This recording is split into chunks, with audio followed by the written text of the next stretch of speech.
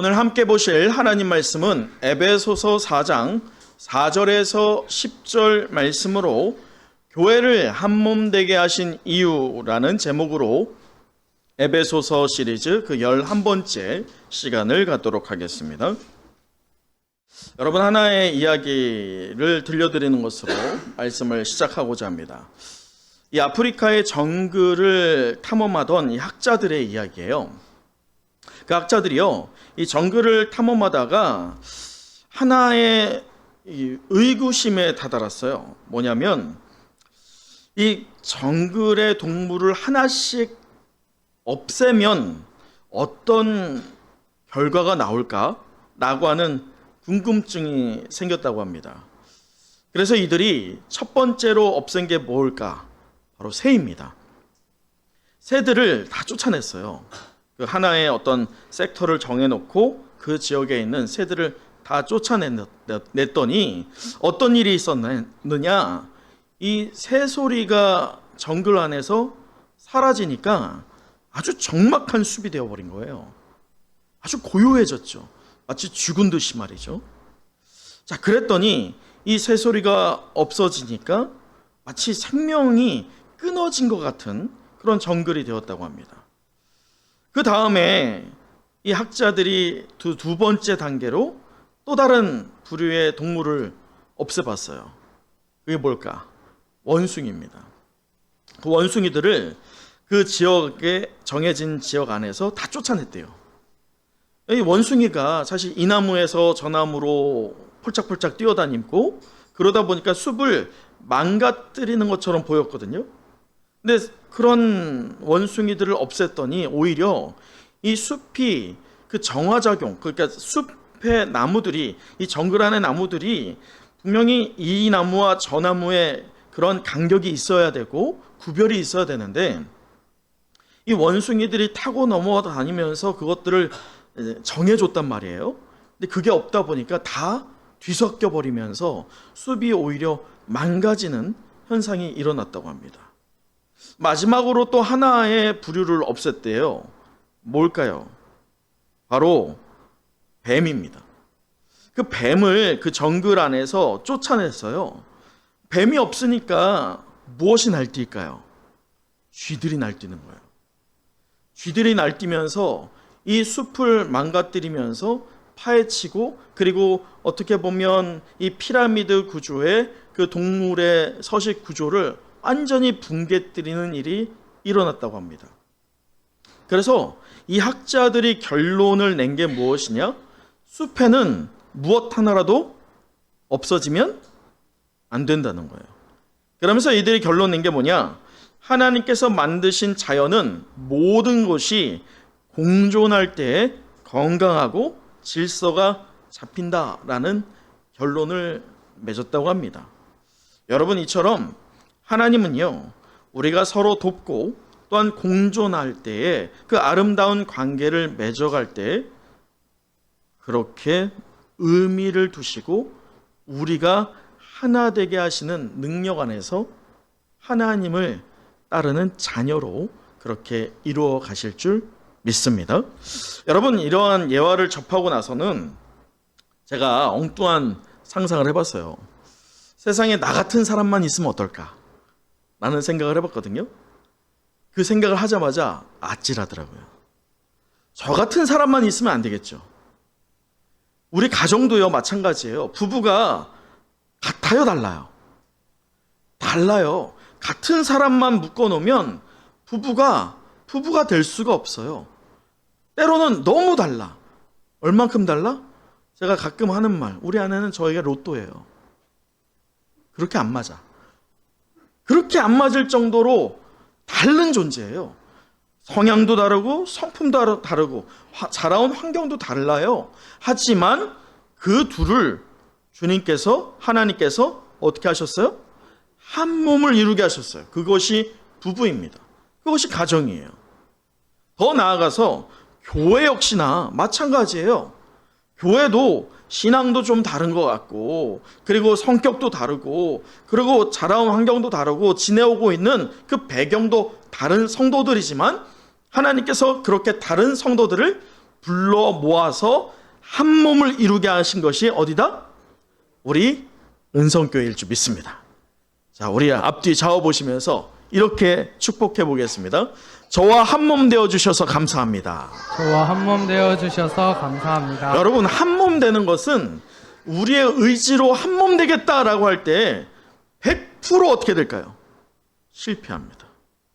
한 몸 되게 하신 하나님을 우리가 의지할 때 하나님께서 한 몸 되게 이루어 가실 것을 믿습니다. 여러분, 우리는 이 사도 바울을 통해서 우리가 지난주 말씀을 기억하실 거예요. 1장에서 3장까지, 이 에베소서 말이죠. 1장에서 3장까지는 이 교리적인 교훈을 담았던 바가 있어요.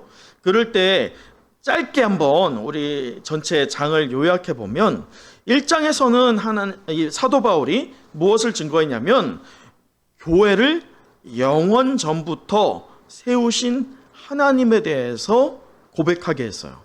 가르쳤습니다.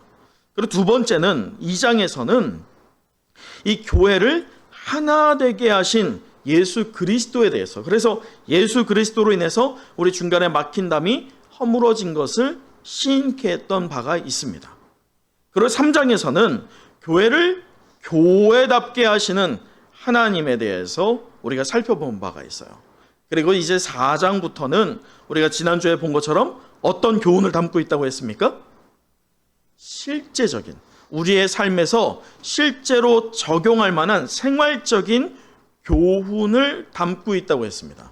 그 시작에 이 4장은 예수를 닮아가는 교회가 무엇이냐를 말하고 있는데, 우리가 지난주 1절에서 3절에서 보았을 때 교회 전체와 성도들의 그 행실의 대원칙이 무엇인지를 사도 바울이 강론한 바가 있어요. 그것이 무엇이냐? 성령을 통해서 교회가 하나가 되었다는 것을 분명히 중요한 근거로 사도 바울이 제시했어요. 그리고 오늘 그 제시한 것에 따라서 오늘 본문에서 말하는 것은 이 교회의 하나됨이 과연 무엇에 근거하고 있느냐, 이것을 우리에게 깨닫게 하고 있습니다. 뭐라고요? 교회의 뭐라고? 하나됨. 교회의 하나됨, 그것을 사도 바울이 그 근거를 우리에게 제시하고 있습니다. 사랑하는 은성의 영가족 여러분, 우리는 그 어느 때보다도 유례 없이 분열의 시대에 살고 있어요. 우리가 피부로 느끼고 있는 이 시대적인 상황은 분열의 시대입니다. 가장 가깝게는 남북의 분열이 있어요. 그리고 동서의 분열이 있습니다. 그리고 그 영역을 더 좁혀 보았을 때 정치 성향으로서의 분열이 있고, 또 세대 간의 분열이 있으며, 또 지역 간의 분열도 있어요. 그런데 더 중요한 것은 종교적인 분열도 있다는 거예요. 더욱이 이 종교적인 분열을 더 좁혀보면 어디에서 분열이 있어요? 교회에서도 분열이 있다는 것입니다. 이러한 분열의 시대적인 상황 속에서요, 우리 은성교회를 향한 이 사도 바울이 전하고 있는 교훈은 분열이 아니라 바로 통일입니다. 그래서 오늘 하나됨은 곧 통일로 여러분이 이해하시고 말씀을 강론하고자 합니다. 자, 그럴 때 교회는 헬라어로 혹시 뭔지 아세요? 교회를 에클레시아라고 하는 말을 합니다. 에클레시아. 이게 뭐냐면 성도 간의 교제를 이룬 공동체를 말하는데, 이 에클레시아의 그 원어를 보면 함께 부르다라고 하는 동사에서 파생된 거예요. 그래서 우리가 함께 부름을 받은 자들로서 하나의 공동체를 이룬 것이 무엇이다고요? 교회라는 것을 성경은 말하고 있어요. 오늘 본문만이 아니라 성경 전체에서 말이죠. 그럴 때 분명한 것은 부름받은 바가 이전에 이미 있어요. 구약시대에 말이죠. 구약시대에 누구를 부르셨습니까? 이스라엘 사람들을 불렀어요. 그래서 이스라엘을 통해서 하나님을 섬기게 하기 위해서 불렀단 말이죠. 그러나 이제 신약 시대에 가면서 예수 그리스도로 인하여서 그 영역이 확장됐어요. 그래서 무엇을 통해서 하나님을 영화롭게 하기를 원하고 계시다고 했습니까? 그게 교회예요. 그게 신약 시대입니다. 신약 시대와 구약 시대의 변화는 어떤 종족이나 어떤 개인이 아니라 이제는 하나의 무리를 부르는데 그 무리가 무엇이다? 교회라는 거예요. 그게 신약 시대고 그것을 살아가고 있는 교회가 바로 우리 은성교회라는 것입니다. 자, 그럴 때 오늘 이 4장 함께 부르심 받은 공동체되는 이 교회에서 세 가지의 핵심 속성을 4장은 고백하고 있어요. 다시 말해서 예수를 닮아가는 교회가 이 4장 전체의 내용이거든요. 누구를 닮아간다고요? 예수를 닮아가는. 그런데 그 예수를 닮아갈 때 이렇게 함께 부르심 받은 교회가 예수를 닮아갈 때 자연스럽게 당연하게 보여야 할 교회의 세 가지 속성을 4장이 담아내고 있습니다. 그 첫째는 유기적인 성격을 가지고 한 몸으로 비유되고 있는 통일성이에요. 자, 오늘 4절을 함께 같이 읽어볼까요? 4절이에요. 시작. 몸이 하나요 성령도 한 분이시니 이와 같이 너희가 부르심의 한 소망 안에서 부르심을 받았느니라. 오늘 이 4절에서 말하고 있는 것처럼 먼저는 그 통일성에 대해서 말합니다. 유기적인 공동체를 무엇에 빗대어서 말하고 있어요? 한 몸으로 말이죠. 그래서 통일성을 말하고 있는 게 교회의 속성의 첫 번째입니다. 그 두 번째는 보편성이에요. 그 보편성은 이 모든 시대와 그리고 장소와 그리고 그 교회가 갖고 있는 보편적인 교회의 모양을 4장에서 담아내고 있어요. 그리고 마지막 세 번째는 무엇이냐? 거룩성입니다. 오직 교회는 예수 그리스도의 의로 말미암아 이루어진 공동체다라고 하는 게 바로 이 거룩성이에요. 저는 이 3주에 걸쳐서 오늘 말씀에서는 그 시작부, 세 가지의 특성에서의 그 시작부대는 무엇이에요? 첫 번째? 통일성. 통일성에 대해서 나누고자 하고, 그리고 앞으로의 2주에 걸쳐서 보편성과 거룩성에 대해서 나눠 보고자 합니다. 자, 그럴 때 우리가 예수를 닮아가는 교회, 자, 우리 하나씩 살펴보도록 하면 7가지를 사도 바울이 4절에서 6절에 헬라어 카이라고 하는 것을 묶어서 연결합니다. 카이가 뭐냐면 헬라어로는 그리고예요. 그리고. 그래서 잘 보세요. 1절을 한번 읽어보도록 할까요? 자, 1절이에요. 시작. 그러므로 주 안에서 갇힌 내가 너희를 권하노니 너희가 부르심을 받은 일에 합당하게 행하여. 네, 지금 불렀다라고 할 때 이 불렀다라고 하는 것이 무엇이냐? 바로 교회죠. 교회를 불렀다라고 우리가 1절에서 3절까지 말한 바가 있잖아요. 근데 여기서 잘 봐야 되는 게 뭐냐면 그렇게 부름받은 교회가 무엇이냐? 4절로 보았을 때 몸이 하나다. 교회가 몸이 하나고 교회가 그리고 성령도 한 분이고 이렇게 연결되는 거예요. 그걸 몇 가지를 얘기하고 있다고요? 7가지입니다. 그러면 왜 굳이 7가지일까? 우리가 지난주에 본 것처럼 7이라고 하는 숫자가 어떤 수예요? 완전수이기 때문에 교회가 얼마나 완전한 것인지를 사도 바울이 강조하고 싶었기 때문에 7가지를 들지 않았을까 싶습니다. 그래서 저는 오늘 우리가 교회의 그 통일성을 말하고 있는 7가지를 빠르게 한번 살펴봤으면 좋겠는데, 우리 4절을 다시 한번 보면 그 첫 번째가 무엇인지를 찾을 수 있어요. 자, 4절 다시 한번 읽어보죠. 시작. 몸이 하나요 성령도 한 분이시니 이와 같이 너희가 부르심의 한 소망 안에서 부르심을 받았느니라. 첫 번째 뭐예요? 몸이 하나예요. 몸이 하나. 여러분, 성도들은요, 사실 우리가 한국이라고 하는 이 분명한 지역을 띠고 있기 때문에 우리가 어떤 다른 인종을 갖고 있지는 않습니다. 그러나 조금만 좀 더 개방된 지역으로 가자면, 만약에 우리 교회가 이태원에 있다라고 한다면 오늘 이 예배 때에 우리 한국인만이 아니라 다른 인종의 사람들, 다른 나라의 사람들이 참여할 수 있어요, 없어요? 그럴 때 그들은 교회입니까? 아닙니까? 그들도 교회가 되는 거예요. 그래서 이 교회는 몸이 하다라고 말하고 있는 그 첫 번째 특수성이 뭐냐면, 성도들이 아무리 서로 다른 곳에 살든지 다른 언어를 사용하든지 다른 문화 가운데 살았다 할지라도 그들이, 이 성도들은, 모든 그 성도들은 분열될 수 없다는 거예요. 분열을 하나님께서 교회를 지칭하지 않아요. 몸이 하나인 것처럼 무엇을, 오늘 핵심 단어가 뭐라고요? 통일, 하나됨. 하나됨 이꼴 통일이에요.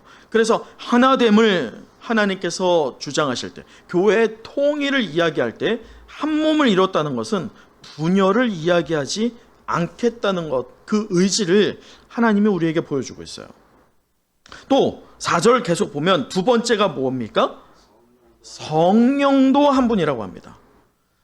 같은 약속의 성령을 받은 것이 바로 저와 여러분, 우리 은성의 영가족들 줄 믿습니다. 우리가 같은 성령을 받았다는 것, 그것 여러분 믿으십니까? 여러분, 우리가 같은 성령을 받았다라고 할 때, 이 동일한 성령 안에서 함께 지어져 가는 것이 바로 교회라는 거예요. 만약에 다른 성령을 받았다라고 할 때면, 각기 받은 성령이 다른 것이다라고 할 때면 교회는 절대로 통일될 수가 없어요. 그래서 하나님이 약속하신 선물을 기다리라고 주님이 말씀하셨잖아요. 승천 직전에 말이죠. 그 약속하신 선물이 무엇입니까? 성령이에요. 그 오순절날에 임하였던 성령이, 그 동일한 성령을 받았던, 그 한 성령을 받았던 사도들뿐만 아니라 120 문도가 초대교회를 이뤘고, 그 초대교회의 맥락이 오늘 우리 은성교회까지 이어지고 있다는 것은 하나님의 놀라운 섭리일 줄 믿습니다. 또 세 번째는 무엇이라고 합니까? 무엇이 하나예요? 소망이 하나예요. 자, 그런데 어떤 소망이냐? 잘 보세요. 이와 같이 너희가 부르심의 한 소망이에요. 부르심의 한 소망. 왜냐하면 그냥 소망이라고 보면, 여러분, 우리는 다양한 소망을 갖고 있어요. 그 소망은 우리가 원하는 바들이죠. 일반적으로 인간이 원하는 바 중에 가장 넘버 3 중에 첫 번째가 뭘까요? 건강입니다.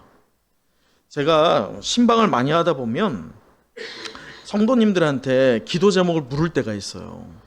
그럴 때 저는 내심 그분들에게 기도하면서, 이 중보적인 기도를 하면서 이 기도가 나오기를 바라는 마음에서 저는 물어보거든요. 제가 원하는, 그분이 고백하길 원하는 기도 제목은 뭘까요? 하나님, 믿음 생활 잘하길 원합니다. 저는 이거를 그분의 입에서 좀 나오기를 바라면서 이 중보적인 기도를 하면서 물어보거든요. 근데 그분들의 다수의, 정말 다수의 성도들이 고백하는 첫 번째 간구가 뭘까요? 그게 건강이에요. 건강하게 해주세요. 이겁니다. 두 번째 뭔지 아세요? 재물이에요, 재물. 세 번째는 뭘까요? 자녀입니다. 그러다가 제가 왜 지금 꼭 해야 되는 거 하나 있잖아요 라고 하면 그분이 아차 하면서 얘기하는 그때서야 고백하는 기도 제목이 뭘까요? 그게 믿음이에요. 아차 하는 그 순간 나오는 그 고백 말이죠. 여러분, 이처럼 우리가 다양한 소망이 있지만 믿음의 성도라고 할 때, 우리가 구원받았다, 여러분 구원받은 것을 믿으십니까? 구원받았다라고 하는 성도가 궁극적으로 가져야 할 소망이 있다는 거예요. 그 소망은 세상 사람들이 가질 수 없는 소망입니다. 왜냐? 세상 사람들이 우리가 궁극적으로 가져야 할 소망에 대해서 어떻게 평가할까요? 값없다 라고 여깁니다. 그 소망이 무엇이길래? 예수 그리스도예요. 그 예수 그리스도를 더 알고 더 누리고 더 닮아가고 더 전하길 원하는 것이 우리 믿음의 성도가 소유해야 할 한 소망일 줄 믿습니다. 세상은 그것을 미련하게 봐요. 하지만 우리에게는 그것이 가장 큰 소망이어야 한다는 것입니다. 그 한 소망을 품은 것이 무엇이라고요? 그게 교회예요. 그래서 여러분, 누군가가 당신네 교회의 가장 큰 소망이 무엇입니까? 라고 한다면 뭐라고요? 예수님을 더 알기를 원하고, 예수님 더 누리길 원하고, 예수님 더 닮아가길 원하고, 예수님 더 전하길 원합니다 라고 고백하는 우리가 되기를 간절히 축복합니다. 자, 그러면서 우리 5절을 보도록 하죠. 5절부터 또 네 번째가 시작되는데 5절 한번 읽어볼까요? 자, 시작. 주도 한 분이시요 믿음도 하나요 세례도 하나요. 여러분, 5절이 굉장히 짧지만 이 5절이 연계성이 있어요. 5절에 세 개가 나오거든요. 그 네 번째로 말하고 있는 게 무엇이 하나라고 말합니까? 주도 하나요. 다섯 번째를 뭐라고 합니까? 믿음도 하나고, 여섯 번째가 뭐예요? 세례도 하나요. 이 세 개가 하나의 세트입니다. 연계성이 있어요. 다시 말해서, 자, 먼저 네 번째 되는 주도 하나를 보시죠. 여러분, 우리가 그리스도가 여기 있다 저기 있다라고 말하고 있는 저 세상이 있어요. 사탄이 있어요. 또 이단이 있습니다. 왜냐? 그들이 왜 그리스도가 여기 있다 저기 있다라고 하느냐? 이 통일성을 붕괴뜨리기 위함입니다. 통일성, 하나됨이 무너지면 교회의 생명력은 사라지기 때문이에요. 그걸 사탄이 너무 잘 알기 때문에 세상의 가치관을 사용해서 그리스도라고 하는 것을 다른 것으로 대체하게 하고, 또 이단들 역시나 그리스도라고 하는 오직 한 분 대신 예수 그리스도를 부정하게끔 합니다. 현실적으로 더 눈에 보여지고 만질 수 있고, 그리고 대화할 수 있는 어떤 다른 존재와 대상을 그리스도로 지정하게 한다는 것이죠. 그런데 잘 보세요. 여러분, 그런 속삭임에 우리가 흔들려서도 안 되지만 두려워해서도 안 돼요. 이단들이 가장 현혹시키는 게 무엇이냐면, 성경을 볼 때 참 은혜가 있죠. 할렐루야. 그 은혜로 여러분 성경을 읽을 때마다 예수 그리스도의 이 생명력이 여러분을 뒤덮을 줄 믿습니다. 그거 경험하세요? 경험 못 하잖아요. 그것을 집어요, 이단들이. 예수 그리스도가 있다며 너의 삶에 직접적으로 어떤 영향을 미치고 있어. 보여줘봐. 그렇게 말합니다. 그럴 때 신앙적으로 다져지지 못한, 그리스도가 오직 한 분이시다라고 하는 분명한 믿음을 소유하지 못한 성도든 그 믿음이 어떻게 될까요? 송두리째 흔들려 버립니다. 살랑살랑 흔들리는 게 아니에요. 갈대처럼 흔들리는 게 아니에요. 밑바닥에 있는 그 밑에 뿌리까지도 흔들려 버립니다. 그래서 한 번에 넘어가 버려요. 여러분, 1년, 2년, 아니 10수년 신앙생활에도 예수 그리스도가 오직 한 분 되시는 분이다 라고 하는 믿음의 고백이 확실히 세워지지 않는다라고 한다면 언제든지 넘어질 수 있다는 것을 우리는 깨달아야 됩니다. 그래서 교회는 하나의 고백이 있어야 돼요. 하나의 고백에 응집되어야 됩니다. 그 고백이 무엇이에요? 예수 그리스도가 나의 유일한 무엇이라고요? 구원자입니다. 이 고백이 있어야 돼요. 그래서 주가 하나인 것이에요. 주가 다를 수가 없어요. 다른 분이 여럿이 될 수가 없어요. 예수는, 우리를 구원하신 분은 유일한 한 분이실 줄 믿습니다. 그 강력한 전제로 세워진 것이 바로 교회예요. 여러분, 이 반석 위에 세워지리라, 그것이 다른 누구가 아니에요. 이 반석이 누구예요? 예수 그리스도예요. 예수 그리스도 위에 세워지지 않는다면 무너질 수밖에 없어요. 저 카톨릭은 그 반석을 베드로라고 말하지만 절대로 걸 수 없어요. 예수 그리스도예요. 그 예수 그리스도에 세워진 교회는요, 그래서 5절에 보는 것처럼 무엇이 하나가 됩니까?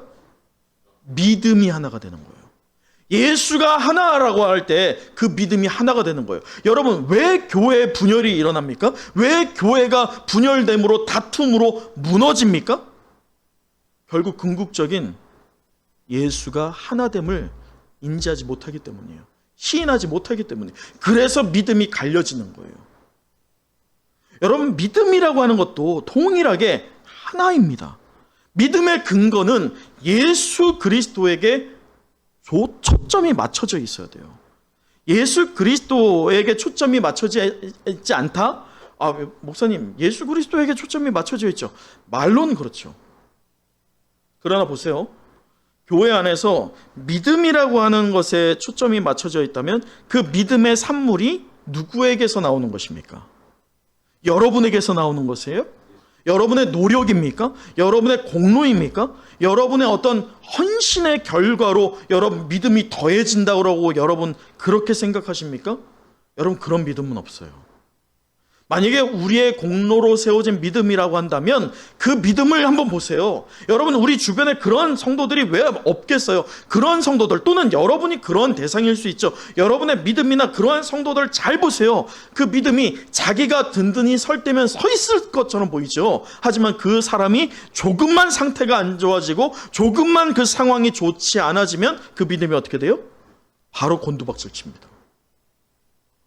그 믿음의 근원은 누구입니까? 예수 그리스도예요. 하나님의 은혜입니다.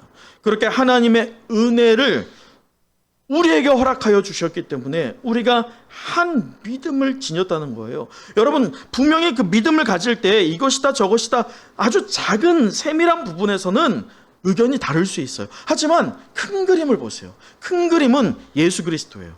예수 그리스도를 믿음으로 우리가 근원적으로 따져볼 때면 여러분 그 큰 그림 안에서 하나가 되었다라고 할 때 조금 다른 부분 그걸로 싸울 필요가 있어요? 없는 거예요. 분열이 일어날 수가 없어요. 다툼이 있을 수가 없는 것입니다. 믿음이 하나가 될 때면 말이죠. 자, 그럴 때 5절에서 그 6번째를 소개하면서 실질적으로 그러면 교회가 눈에 보여지는 하나, 여러분 주도 하나다, 믿음도 하나다라고 하지만 눈에 보여집니까? 안 보여져요. 그래서 눈에 보여지는 실질적으로 교회가 왜 하나가 되는지, 무엇으로 근원적인 하나를 갖게 되는지를 보여주는 바가 있는데 그것이 무엇입니까? 세례예요. 우리가 분명히 세례를 받았어요. 직분 받은 자라고 한다면 세례를 당연히 받았습니다. 이 자리 가운데 세례 안 받은 분은 없어요. 다 받으셨어요. 그럴 때 우리가 세례를 받을 때 기억하세요? 어떻게 받으셨어요? 성부와 성자와 성령의 이름으로 세례를 주노라. 목사님이 그렇게 말을 하잖아요. 하지만 목사님이 주는 게 아니죠. 누가 주는 거예요? 하나님이 주시는 거예요. 하나님께서 그렇게 우리가 한 하나님, 한 예수 그리스도, 한 성령을 고백할 때에 주는 것이 세례입니다. 그래서 교회 공동체 안에서는 한 세례, 여러분 옆에 교회에서 세례 받은 사람이 우리 교회에 왔다고 해서 다시 줍니까? 재세례파는 다시 줍니다.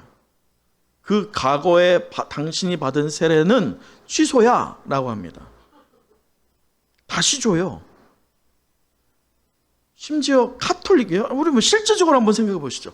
카톨릭에서 세례 받은 사람, 우리 교회로 만약에 이 종교를 바꿔서 등록했단 말이에요. 세례 받을까요? 안 받을까요? 안 받습니다. 안 받아요. 왜냐? 그가 어떤 믿음을 가졌든지 그건 중요하지 않아요. 시작점에서부터 다시 시작이에요. 하지만 시작점은 똑같아요. 무슨 시작입니까? 누구로 세례를 받았느냐예요. 예수 그리스도로 세례를 받았느냐, 아니면 만약에 이단이라고 하면 다른 내용이죠. 이단은 다른 이름으로 세례를 주죠. 하지만 교회라고 할 때면 예수 그리스도의 이름으로 세례를 받습니다. 그래서 우리가 한 몸을 이뤘다, 하나 되었다, 통일되었다라고 할 때 가장 우리 눈에 보여지는 증거가 무엇이냐? 표징이 무엇이냐? 세례예요. 그래서 세례가 너무 중요한 거예요. 여러분, 세례가 사실 저도 학생 때 세례 우리 대부분 어떻게 받습니까? 우리 신지연 집사님 어떻게 받았어요? 나 세례 정말 받고 싶습니다. 하나님, 내가 세례를 받기 위해서 준비합니다. 그렇게 받았어요? 아니에요. 대부분 어떻게 받아요? 저도 마찬가지고. 그 나이가 있단 말이에요. 나이가. 사실 저 한 번 떨어졌어요. 정창기 목사님 때 문답에서 떨어졌어요. 문답에서. 사도신경을 외워보라고 하는데 제가 틀렸거든. 주기도문을 외웠거든요. 떨어졌단 말이에요. 소위 재수했단 말이에요. 그럴 때 다른 친구들은 재수했을까요? 안 했을까요? 안 했어. 걔네들 다 받았어요. 저만 떨어졌어. 저만. 그때 얼마나 민망하던지 몰라요. 근데 제가 이 목회를 하면서 누차 경험하는 게 뭐냐면, 어릴 때 제가 받았던 그러한 과정이 오늘 다를까요? 여러분 자녀들 달라요? 여러분은 달라요? 이제 달라야죠. 이젠 달라야 돼요. 세례를 받을 때면 세례를 받는 부모나 또는 세례를 받는 당사자나 세례를 가벼이 여기면 안 돼요. 그냥 때가 되면 받아야 되는, 의뢰 받아야 되는, 안 받으면 이상한 것으로 받는 게 아니에요. 우리가 중세시대 때 이 세례에 대해서 어떻게 했다고 했습니까? 사람들이 중세시대는 기독교의 암흑기라고 일컬어지는 시대입니다. 그럴 때 사람들이 세례를 받습니다. 세례를 받은데 그 세례가 곧 거듭남과 연결되기 때문이죠. 근데 그 거듭남의 세례를 언제 받았다고 했어요? 죽기 바로 직전에. 죽기 바로 직전에 살 걸 내 마음대로 다 살고 마지막에 어떻게 하겠다는 거예요? 세례 받아보면서 거듭나겠다 이거예요. 근데 문제는 세례를 받으려면 목사님 기다려야 되잖아요. 기다리다 보니까 어떻게 돼요? 죽어버려요. 어떻게 할 거예요? 그래서 나온 게 연보계고, 그래서 나온 게 이 카톨릭의 면죄부예요. 죽은 사람들, 아직도 카톨릭은 지옥과 천국 사이에 연옥이 있다라고 봅니다. 예수님이 오시기 전까지 그 연옥에 다 있다라고 봐요. 그래서 그 연옥에 있는 동안 나의 이미 죽은 가족, 나의 사랑하는 가족인데 그가 믿음이 없어. 믿음이 없는 채 죽었어. 거듭남을 그가 체험하지 못한 채 또는 세례를 받지 못한 채 죽었단 말이에요. 그럴 때 그 죽은 자를 위해서 뭐 하는 거예요? 그래서 봉사하는 거예요. 나를 위해서만이 아니에요. 그러나 우리 기독교, 개신교는 다릅니다. 성경은 다릅니다. 성경이 무엇이라고 말합니까? 죽은 자는 어디로 갑니까? 지옥 아니면 천국이에요. 다른 곳은 없어요. 그럴 때 이 천국을 사모하고 있는 그 성도들이 받는 것이 무엇이라고요? 그게 세례예요. 그래서 세례는 언제 받는 것일수록 좋다? 어릴수록 받을 때 그 세례의 목적과 의미를 분명히 받고 그 세례가 교회가 하나 되게 하는, 내가 이 교회의 구성원이구나를 확신케 하는 것으로 깨닫게 될 때면 그의 신앙은 어릴 때부터 장성한 분량으로 점차 무르익어질 줄 믿습니다. 그래서 세례가 중요한 거예요. 그리고 마지막 7번째를 6절에서 말하는데 우리 6절 읽어보도록 하죠. 시작.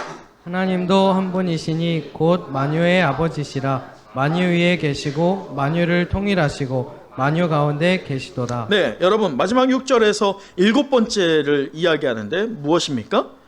하나님도 한 분이시라는 거예요. 우리는 모두 하나님을 아버지라고 부릅니다. 여러분, 하나님을 아버지라고 부를 때 어떤 부류는 왜 꼭 아버지냐, 하나님의 성별이 어디냐 말할 수 있어요. 그러나 우리가 아버지라고 일컫는 것은, 그렇게 부르는 것은 무엇이 그렇게 고백하기 때문입니까? 성경이 그렇게 고백하기 때문이에요. 우리가 하나님을 아버지라고 여길 때 그것이 참 은혜일 수 있죠. 내가 아버지라고 부를 수 있는 게. 그러나 반대로도 해석을 해보세요. 내가 하나님을 아버지라고 여길 때 하나님 편에서는 난 누가 되는 거예요? 자녀가 되는 거예요. 내가 하나님을 아버지라고 부를 수 있는 것보다도 더 큰 은혜가 무엇이에요? 하나님의 자녀가 되었다는 거예요. 그것이 하나님이 한 분 되시는 이유입니다. 우리가 구원받았다라고 할 때면 하나님이 한 분이시고 그 한 분 되시는 하나님의 자녀가 되었기 때문입니다. 그것이 에베소서 1장에서부터 계속 강조하고 있는 바예요. 하나님이 창세전부터 우리를 무엇하셨다? 예정하셨다. 이것을 사도 바울은 계속 전하고 있어요. 성경은 계속 강조하고 있고 오늘 우리에게 깨닫게 하고 있어요. 여러분, 이것이 문자적으로 깨달아지는 게 아니에요. 하나님이 창세전부터 나를 예정하시고 나를 지명하여 부르셨다는 거예요. 너는 누구 것? 내 것이다 라고 말이죠. 사랑하는 성경가족 여러분, 여러분이 누구 것이에요? 하나님의 것이에요. 다른 소유가 아니에요. 하나님의 것입니다. 그렇게 하나 되신 하나님을 우리가 고백하는 공동체가 바로 무엇이라고요? 그것이 바로 교회입니다. 오늘 이렇게 7가지 그 교회가 하나 되는 근거를 사도 바울이 이렇게 나열을 했어요. 그 나열한 것에서 그치지 않고 우리가 그 7가지가 그 완전수와 같은 7가지가 우리 은성교회에 적용되어서 놀라운 성장을 이루어가기를 간절히 소망합니다. 여러분, 말씀을 마칩니다. 오늘 교회를 한몸 되게 하신 이유라는 제목으로 우리가 에베소서 강의 그 11번째 시간을 가졌거든요. 우리 마지막 7절을 같이 읽어보도록 할게요. 마지막 7절이에요. 시작. 우리 각 사람에게 그리스도의 선물의 분량대로 은혜를 주셨나니. 여러분, 우리 은성교회는 그리스도 그 예수를 머리로 모신 한몸된 공동체일 줄 믿습니다. 아멘, 아멘. 그러나 이 교회의 하나됨은요, 통일성은요, 저절로 생기는 게 아니에요. 그냥 시간 지나다 보면 되겠지가 아닙니다. 우리 교회의 자랑이 뭡니까? 우리 교회의 자랑은 서로 가정에 숟가락이 몇 개, 젓가락이 몇 개인지를 다 안다는 거예요. 그러나 거기까지인 것 같아요. 정말 그 가정의 기도의 제목을 우리가 절실하게 알고 기도하기를 원하는 공동체냐는 다른 문제입니다. 한몸 되게 한다는 것, 그것이 오늘 왜 사도 바울이 그렇게 강조하고 있을까요? 반대로 사탄이 알고 있다는 거예요.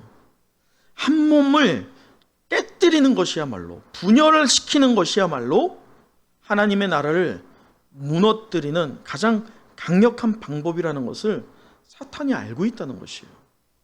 그래서 사탄은 오늘도 교회에 분열을 일으키기 위해서 무진장 애를 씁니다. 할 수 있는 모든 방법을 다 동원합니다. 그럴 때 그냥 시간이 흘러가면 교회가 통일이 되겠냐고요. 사탄은 그렇게 애쓰고 있는데요. 세상의 방법을 동원해서 그렇게 교회를 무너뜨리려고 하고 있는데, 우리의 통일성을 그렇게 방해를 하고자 하는데, 하나가 되기를 원하고 또 하나가 되었다라고 고백하는 교회는 정작 몸부림치지 않는다면 결과는 뻔하겠죠. 여러분, 그래서 통일성, 하나됨을 위하여서는 우리는 죽어져야 돼요. 나는 낮아지고 상대를 어떻게 해요? 높이는. 그러니까 지난주 기억하시죠? 나는, 그러니까 발음이 중요한, 발음은 사실 비슷하죠. 나를 낮게 여기고, 낮자가 어떤 낮자예요? 지읒. 상대를 낮게 여기고, 이건 무슨 받침입니까? 시옷이죠. 아주 발음은 똑같지만 입장이 다른 거예요. 그렇게 서로를 세워줘 갈 때에 그 서로를 세워가는 공동체가 하나이기 때문에 그렇게 든든히 서가는 우리 은성교회가 될 줄 믿습니다. 여러분, 이렇게 우리에게 은혜를 주셨어요. 각자에게 맞는, 분량에 맞는 선물로서 은혜를 주셨다는 것을 기억하셔서 그 은혜에 합당한 열매를 우리가 서로 맺어가는 아름다운 공동체 되는 우리 은혜와 성령이 함께하는 은성교회 되기를 간절히 사모합니다.